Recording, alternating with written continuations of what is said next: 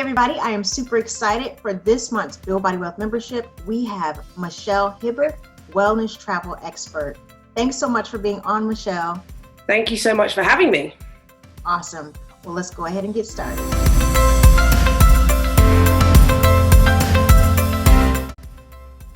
So Michelle, tell us a little bit about yourself. How did you get started in wellness travel, and explain what that actually is? Sure. So I'm originally from the UK. As you notice, I do not have an American accent. Originally from Cambridge in England. Came over to the United States in 2006. And I've always kind of been in the wellness field. I was a physical education teacher before I became a travel expert. So it kind of fitted quite nicely, and I kind of fell into the job. I've traveled a lot since I was 18 months old. I've been to 42 countries so far. That's how old I am. Ooh, giving away my age there. And still counting. So I've still got countries that I want to go and visit. And so always enjoyed travel. Kind of wanted to get into it, and I was able to find out through one of my good friends that a lady was a travel agent. And so I sat down and spoke with her, and she told me that the wellness industry was booming and that it would be a great fit for, you know, the knowledge that I had from the teaching side and the health and wellness piece. And so that's kind of how I got into it, and I totally love it. I mean, that is so amazing. And I would have never thought to think of wellness and travel together, although I do know about people that give, you know, certain retreats like yoga retreats and boot camp retreats. But to actually have a person that specializes specifically in wellness travel. Can you elaborate on the type of trips people would take as far as the different types of wellness that you offer? Sure. So when I speak to my clients, I really have to kind of ask them lots of questions of what they want, because I try and customize everything. So I'm not going to sell you a package. I'm not going to pre-package everything and then say, here you go, here it is. I want to sit down and I kind of want to hear the issues. So I'm kind of like a little counselor type thing. I want to kind of hear the issues that are going on your wellness journey and what you may want to focus on. And it's funny because I had a client the other day. She contacted me and she just had a double mastectomy. And, you know, she was happy that everything was done. She had a reconstruction surgery, and she was like, okay, now I'm kind of like lost about what I should be doing and where I should be going. And so she said, I need to find a retreat that's going to help me on the mental health side. So, you know, I suggested some places that I knew that could help her. You know, she could do some gentle activities to get back into exercising, because she used to exercise a lot. But she was really looking for the counseling piece, that she could go away and talk to someone and kind of understand where she needed to go next, because, you know, she was at the 0 stage of cancer. So she kind of got rid of it before it like spread, but she's still kind of feeling, you know, a little bit in no man's land. So, you know, I know that's an extreme case, but, you know, that's kind of like an idea of, you know, when people will contact me, you know, what they might be looking for. Or it may be the fact that someone comes to me and said, look, you know, I kind of want to do a detox. I've been eating really bad, and, you know, I kind of want to get back onto my nutritional habits. And so then I can suggest some places where they can go and detox, and they're going to eat, you know, they might eat some vegetarian food for the, you know, next 4 or 5 days, or they may do a juicing detox. It just depends on what people want for themselves, in order to make sure that they get that self-care and wellness back to where they want to be. That is amazing. And so that could be forms like yoga. It could even be things like you said, just a detox retreat where they're not necessarily doing much. Do you ever do like travel for people who want to kind of amp it up, and they actually want to do like some serious workouts while they're on vacation? Yeah, so there are some places where you can go and do fitness boot camps. Also, some of the places that you can go to, they have like 40 classes a day that you could just go and just explore. And I'll give you an example. I went to Canyon Ranch last August time, and they have like 40 classes. This is the one up in Lenox, Massachusetts, because they have two. They have like 40 different classes. So I think I decided that I was going to do, I think I did a Tabata class, which I'd never done before. And oh my God, I thought I was going to die at the end of it. But it was a good workout, but I was just like trying something new. I did a sound meditation class, which was amazing, very calming. This lady had all these different instruments, and you didn't know which one she was playing. It was just great, and you just kind of felt like you were out of your body. I mean, it was a great experience. I did a West African drumming class, so they had so many classes. I did a hike, I did a canoeing, 2-mile hike, 2-mile canoe. I could have played tennis. I mean, you can do anything and everything and anything. And it just depends on which resort you go to, because they all have different stuff to do. But that's just one example that I did. Yeah. That is amazing. Yeah. And from your own personal experience, have you had a time in your life where you needed to go on a vacation specifically to heal, or specifically to get, and if so, what place was that, and why did you feel like it was healing for you? Sure. So it's funny, because I'll kind of give everyone a little idea of my kind of wellness journey. So about 7 years ago, I was suffering from stress, and I didn't know what that stress was. And then it turned out that I was suffering from a stomach ulcer as well. So, I had the stress, and then I had the stomach ulcer, and, I was a physical education teacher. I worked out 5 days a week. I pretty much ate pretty well, apart from a little bit of sugar and a little bit of fries. But, it was in moderation. And so then I had to kind of have that realization, because I'm like, stress can kill. I'm not ready to go down that road right now. But I'd just been in the States like 5 years. And so I was still kind of struggling on the social side of trying to make friends and, kind of balance that, because I'm coming from a different, country, and I need to make new friends. So that was a little bit challenging. And then my job was stressful. So I kind of had to decide what I wanted to do to kind of like get rid of the stress and to cope with all the things that were going on in life. And so I had to start meditating. And in fact, the first trip, I'm just trying to think, where did I go? I think I may have gone to South Africa. I decided that I wanted to go on a trip to South Africa. But then saying that, when I travel, I'm not stressed. It's kind of like one of those things where when I get on a plane, I'm like, okay, I'm free. And I don't think about anything.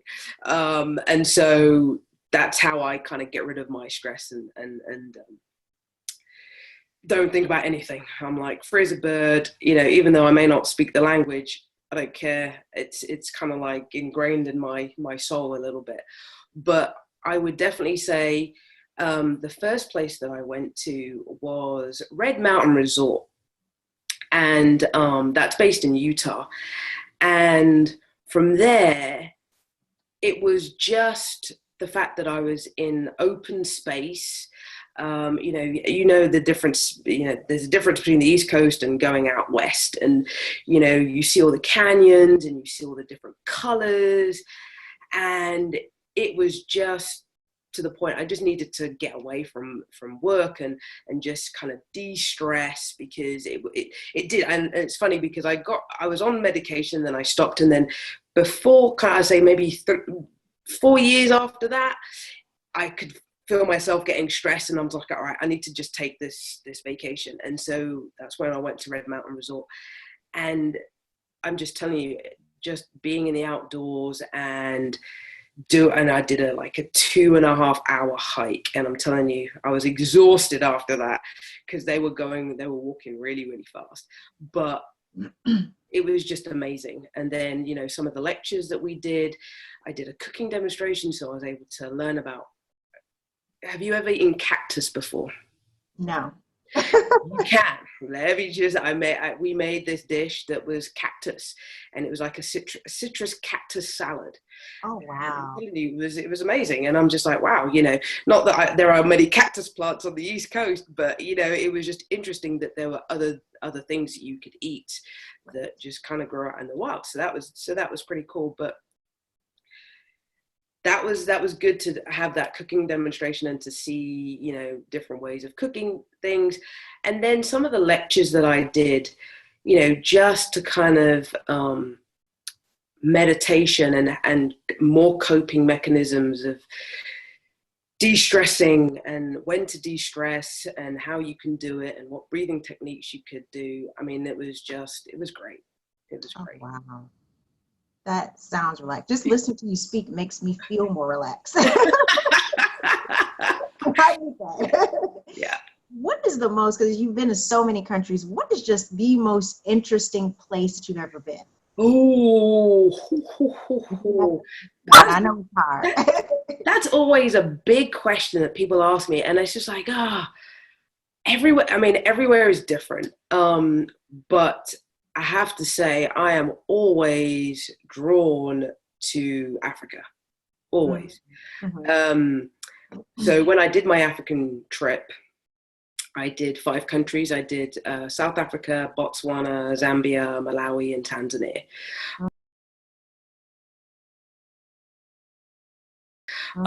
And it wasn't the fact that it was a luxurious trip, because I did it on a truck. And I was camping. So we drove from South Africa all the way up to Tanzania. And that was only reaching half of the continent. Wow. So that was just amazing. It was just amazing meeting the people, eating the food, going on safari. I'll never ever go to a zoo ever again.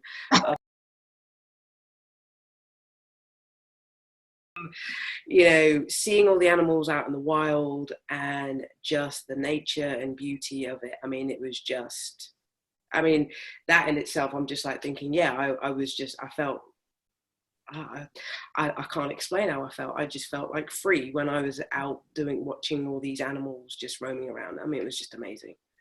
Yes, It I've heard really was. say that about different parts of Africa and the safari and driving out into just the open nature is extremely Yes, beautiful. it's nothing better than that. And then, I would say Peru comes maybe second, because going to Machu Picchu, that was amazing. I didn't know anything about Machu Picchu, and I didn't realize it was on the top of a hill. And I was just like, where are we going? We're going around and it's like bending and up. And I'm just like, oh, it's on a hill. Oh, okay, cool. And then, it's just amazing. And the history that I found out about the Incas, it was just, and Peru was not one of the places on my bucket list to go to either.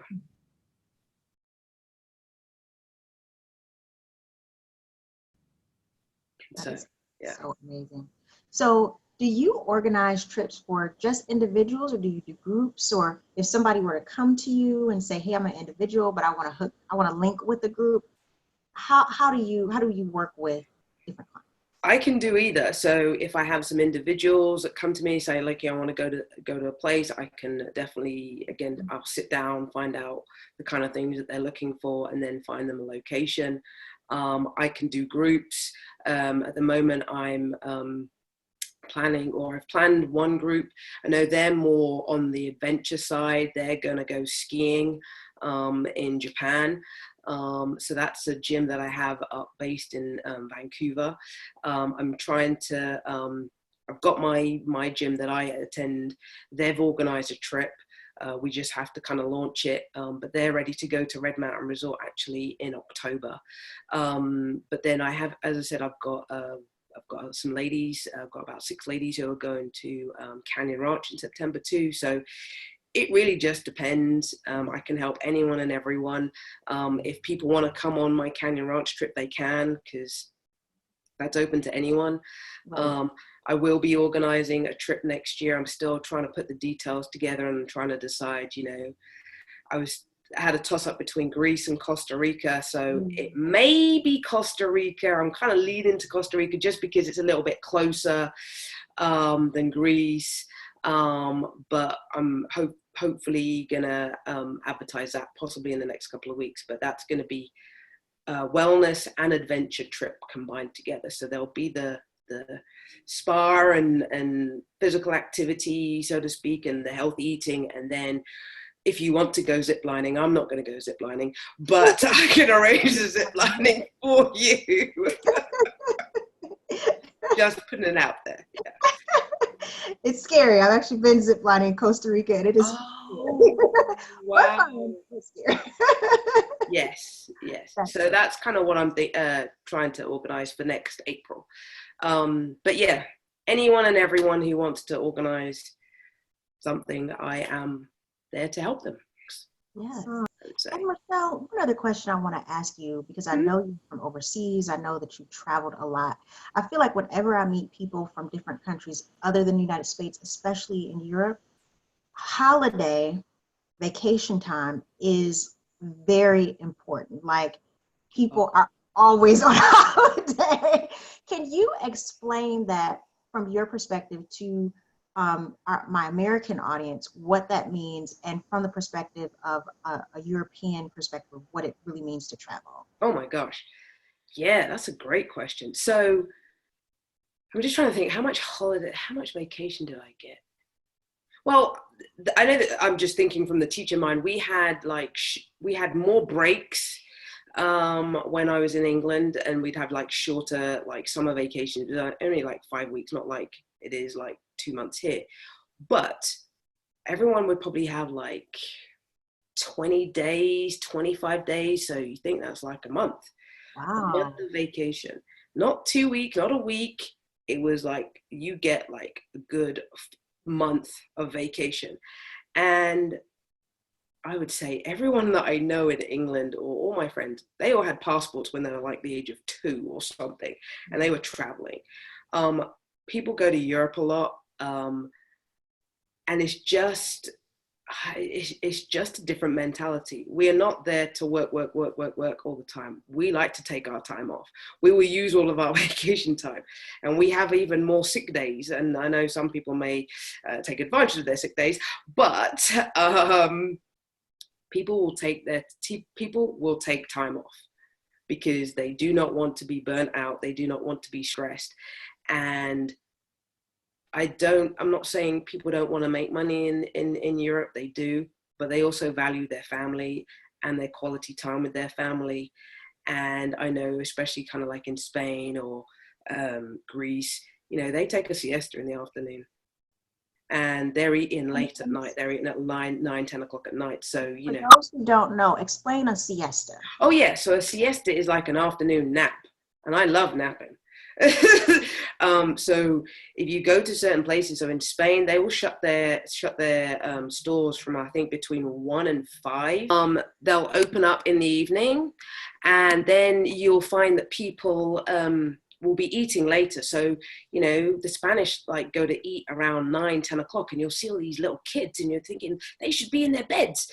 But it's their way of life. They, in the afternoon, because it's so hot, they stay out of the heat in the summertime, and then they'll get up when it starts to get cooler, and then you'll see all the families out and they're socializing and everything like that. So, that's just a different way of life. I mean, we don't do that in England, but again, as I said, in England, they like to people like to take their vacations, and they will use up all their vacations.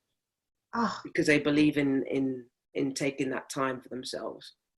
I love it. And this is going a step further than what we originally agreed to speak about. But one thing I always said I was going to do a video on probiotics and this idea of eating fermented food.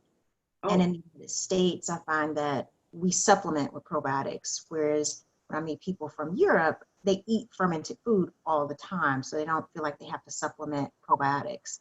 Can you speak on that, or have you had any, can you tell the difference from the United States versus Europe when it comes to certain ways of eating styles that they're just naturally getting more natural food that we don't always get? Yeah, I'm just saying the food over here is terrible.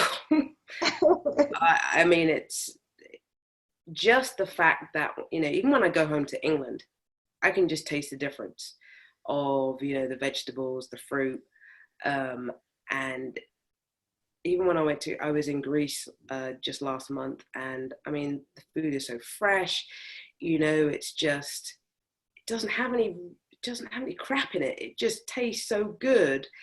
And that there are no fertilizers or anything, any rubbish in there. And I'm not one for fermented food, I'm just saying. um, but I know it's very, very popular. I know Germany, they like to eat their fermented food, their cabbage and everything like that.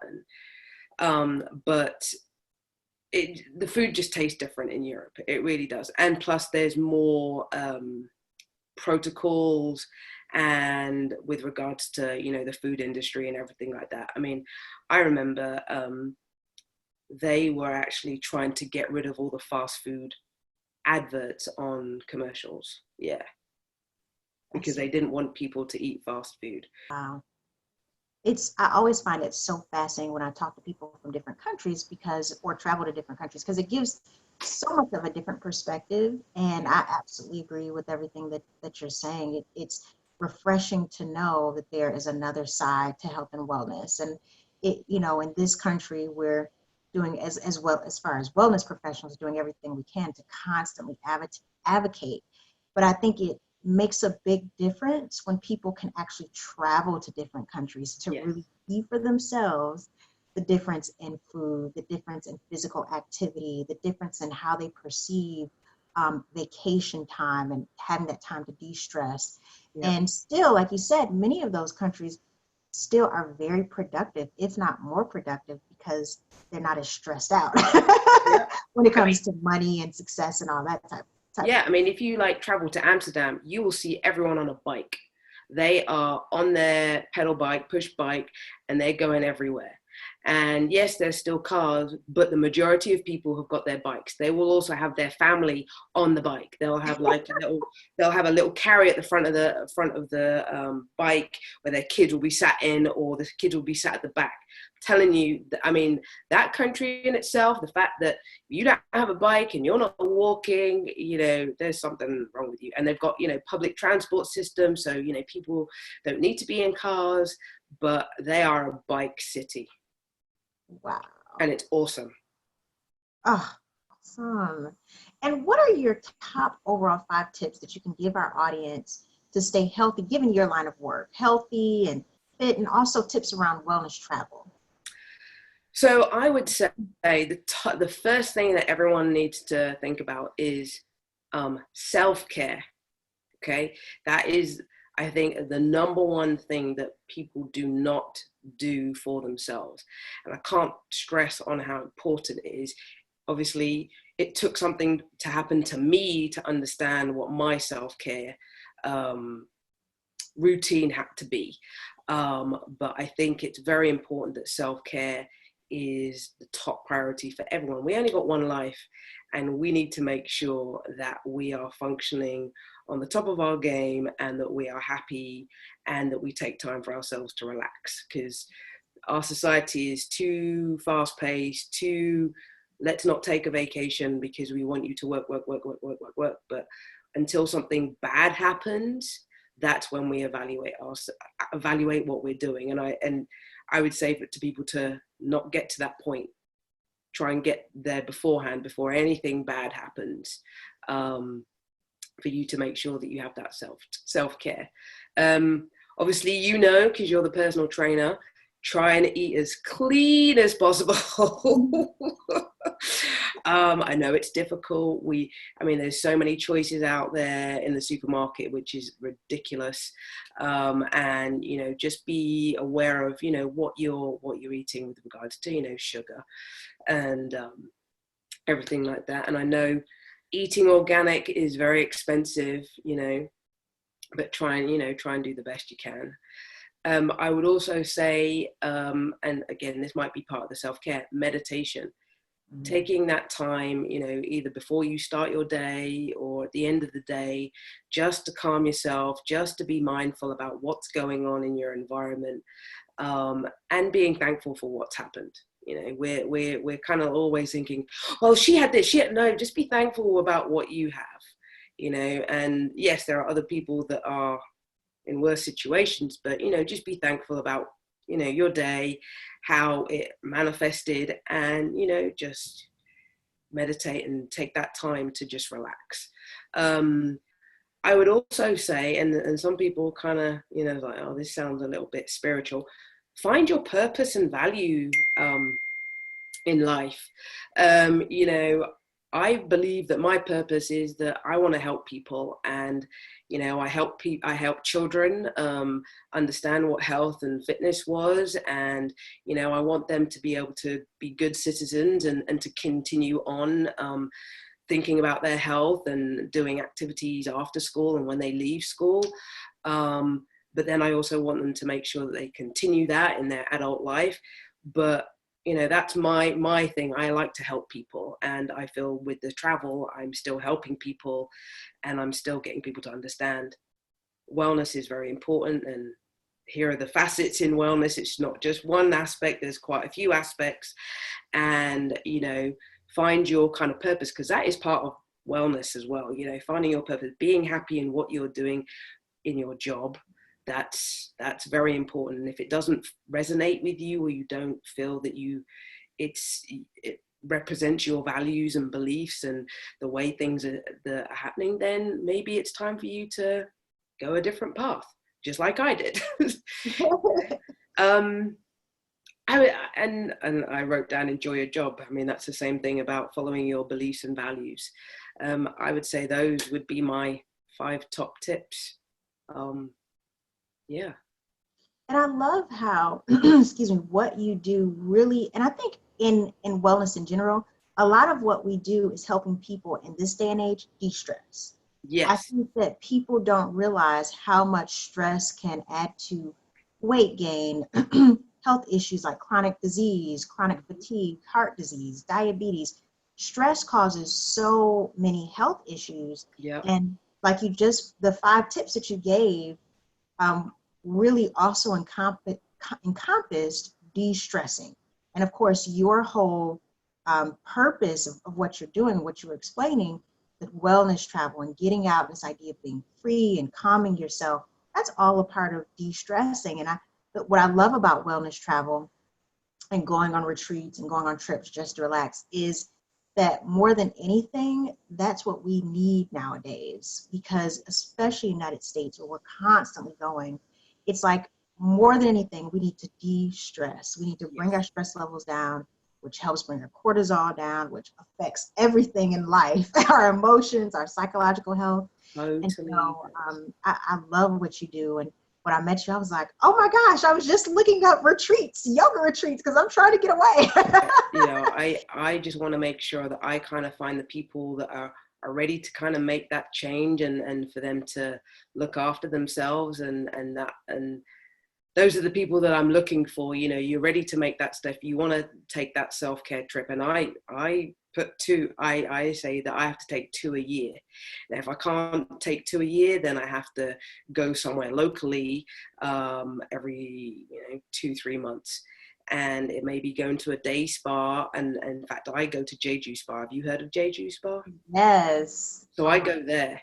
That's, if I need my self-care day, that's where I go for like a good 3-4 hours, just to sit in those saunas and to just detox and clear my head and gather my thoughts and relax, and, you know, sit in the steam room and, you know, just kind of decompress. And so, yeah, we've got to kind of have something that we can do. Even if you decide to create a space in your house that you can dedicate to go into before, you know, maybe before you go to bed or before you wake up, you know, when you wake up, to go in and just have quiet time, do that. Because that's one of my routines. I actually go to bed like half an hour before I want to go to sleep.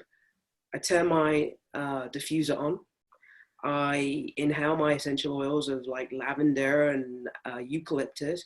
I will sit on my bed. I will close my eyes. I will think about, what's happened during the day, and just kind of meditate for a good 5-10 minutes.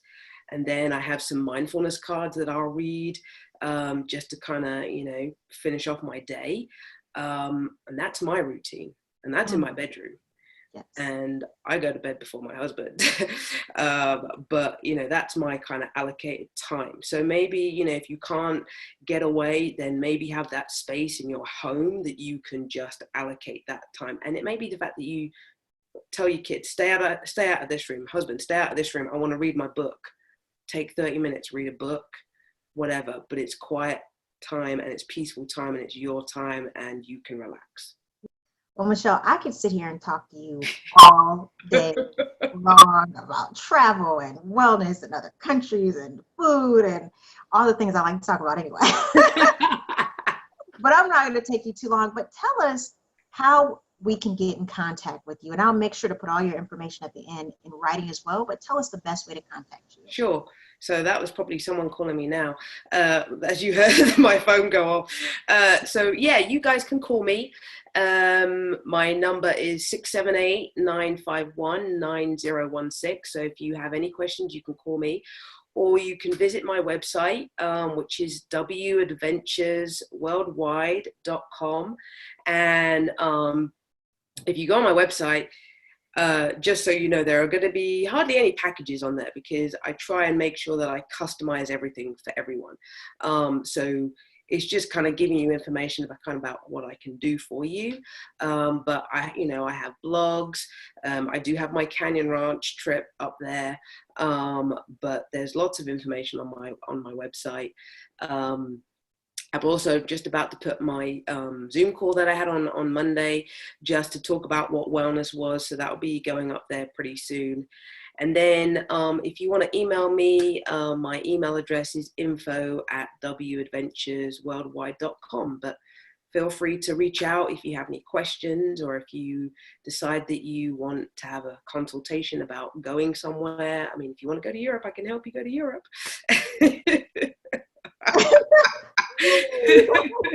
Or if you want to host a retreat in Europe, Tiffany, we can organize that as well. Oh, gosh, yes. Oh, we're going to talk some more, Michelle. Okay, that's cool. Michelle, thank you so much. And thank you, everyone, for watching. Definitely follow Michelle. Michelle, you're on all social media as well? Yes, so on Facebook, so facebook.com Well Adventures, and that's my Twitter handle and that's my Instagram handle. So you just need to put Well and then Adventures and then you will find me. Yeah. Awesome. And I'll make sure to put this at the end of the video. Everyone, thank you so much for watching. I hope you enjoyed this video and I hope you got a lot of good information out of it. We will definitely be having more of Michelle, I'm sure, as we go along throughout the year, because I love talking to Michelle and I love talking about traveling. Yay! So thank you, Michelle, for joining us. And thank you for having me. Bye, everyone.